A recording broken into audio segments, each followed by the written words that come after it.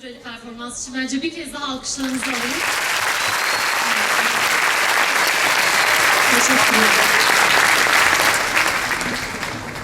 Ben bir ricada bulunabilir miyim ışık odasından? Bir aydınlatır mısınız, görelim ne kadarız? Şöyle mi kaysek acaba? Kayalım peki. İçeriye, salonu mümkünse.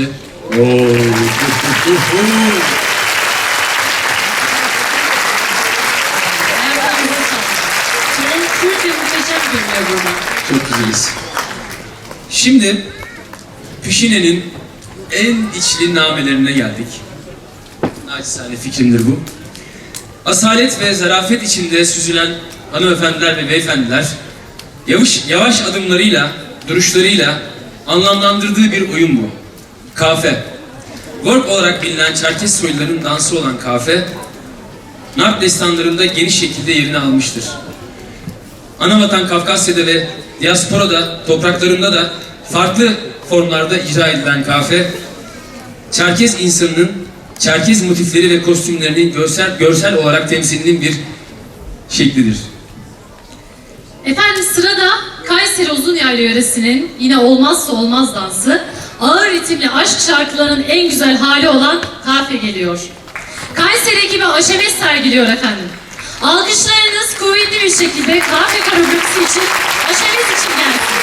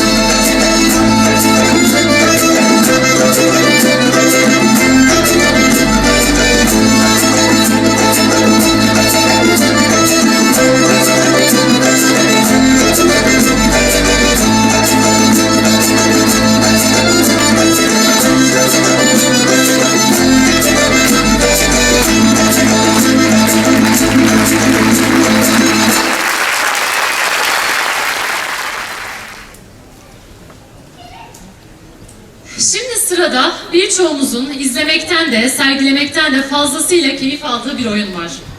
Tahmin edebileceğiniz üzere Şeşen var sırada yine. Çerkezlerde Şeşen 3 defa koşmak anlamına geliyor aslında. Anlamından da anlaşılacağı üzere hareketli bir oyun. Bu dansta önde giden kişi hızla hareket eden bir kız ve erkekse onu takip etmeye çalışıyor. Arkadaşlarının coşkulu replikleri ve takılmaları eşliğinde genç erkek kızı durdurmaya çalışıyor. Bazen önünü kesiyor, bazen ise yerinde kendi figürlerini sergiliyor. Ve bu şekilde dans devam ediyor. Fakat kız genci peşinden götürüyor ve dansın biçimini tamamen kız belirliyor. Erkeklerin savaşçı karakterlerini de yansıtan sert mizaçlı bir danstır Şeşen. Hareket ne kadar sert ve sabit yapılırsa o kadar iyi bir icra söz konusudur.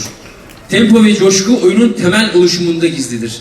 Şimdi hızlı ritim ve coşkusuyla Şeşen geliyor efendim. Huzurlarınızda Mazenev.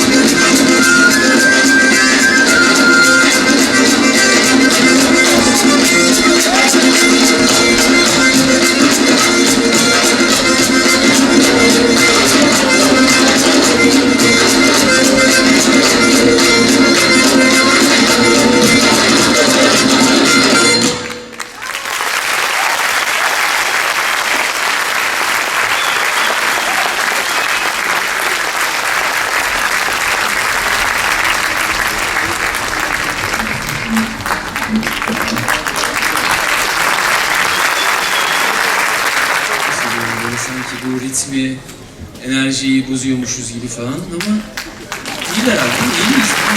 Bilmiyorum her şey. Keyifler yerinde, müthiş. Şimdi haddim olmayarak bir tanımlama yapacağım efendim. Bana verilen metin üzerinden. Çerkes denildiğinde ilk akla gelenlerin başında zarif ve kendine has güzelliğe sahip asil Çerkes hanımefendileri gelir. Asil ve zarif oldukları kadar mert ve dik duruşlarıyla da bir erkek kadar cesurlardır diyor Avrupalı düşünür Mr. Longford. Kadına bir Avrupalı gözüyle bakan kişi bile Çerkes kadınlarının özgürlüğünü en yüksek seviyede bulmuş ve Avrupalı kadınların dahi bu kadar eski bir kültüre dayanan bu halkın kadınlarının bu kadar modern olmasını şaşkınlıkla karşıladığını ifade etmiştir. Öte yandan bu zamanın en çağdaş anlayışını o zamanlarda dahi sergileyebilen Çerkes hanımefendileri asırlara kök salmış Çerkes usullerine de tamamen bağlı olup dik duruşlarından ve becerilerinden hiçbir şeyi kaybetmemişlerdir. Güzel kızlarımız, güzel kadınlarımız. Birçok şeyi tek başına göğüsleyen güzel insanlar. Şimdi onların oyunu geliyor efendim sırada. Elbruz gelecek. Şarşa Kas oyunuyla ve yine devamına gelecek Şeşen koreografisiyle kadınların dinamik, güçlü, neşeli ve bir o kadar da zarif yönlerinin hepsini bir arada göreceğiniz ve devamında yine coşkulu bir Şeşen'in geleceği koreografilerle karşımızda olacak efendim. Kuvvetli alkışlarınız kızlarımız ve Elbruz ekibi için gelsin.